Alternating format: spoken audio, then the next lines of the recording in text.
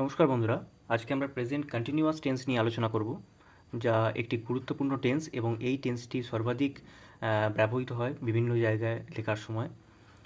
তো দেখে নিই যে কখন হয় এবং কিভাবে হয়। প্রেজেন্ট কন্টিনিউয়াস টেন্স মূলত যখন কোনো কাজ হচ্ছে, ঘটছে এখন এই মুহূর্তে, তো তখন প্রেজেন্ট কন্টিনিউয়াস টেন্স হয়। যেমন আমি যদি বলি রাম খেলছে, আমি আঁকছি, বা আমি এখানে যে এক্সাম্পলটা নিয়েছি সে মাছ ধরছে ইত্যাদি, এরকম করছে, ধরছে, খাচ্ছে, যে কাজটি চলছে। তো এইরকম কাজ বোঝাতে গেলে বা যে কাজটি কন্টিনিউ হচ্ছে এইরকম বোঝালে প্রেজেন্ট কন্টিনিউয়াস টেন্স হয়।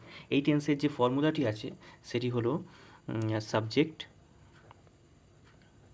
প্লাস অ্যাম ইজ আর,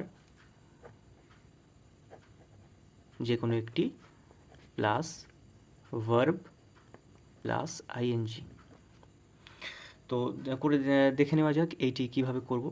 তো সে মাছ ধরছে, এখানে সাবজেক্ট হলো সে, তো হি, হি এর সঙ্গে আমরা জানি সবাই হি এর সঙ্গে যে বিভার্বটি আছে সেটি হলো ইজ, হি ইজ।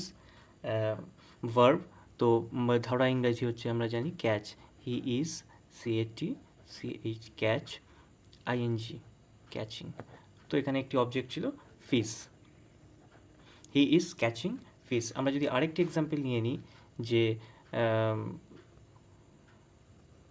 সুবীর আঁকছে,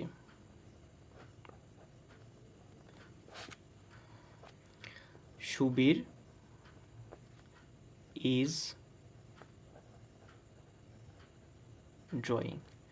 এবার আরও বলে রাখি, অ্যাম আমরা জানি ফার্স্ট পারসন, আই এর সঙ্গে শুধুমাত্র অ্যাম হয়, এবং ইজ হয় থার্ড পারসন সিঙ্গুলার নাম্বার থাকলে তখন ইজ হয়, এবং এছাড়াও ইউ এর সঙ্গে বা সেকেন্ড পারসন ইউ, এবং যখন আমরা প্লুরাল নাম্বার বা অনেকজন যখন আমরা পাই তখন আমরা আর ব্যবহার করে থাকি।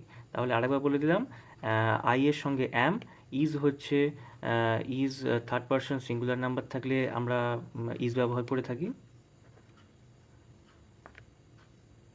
এবং আর অনেকজন থাকলে ব্যবহার করে থাকি।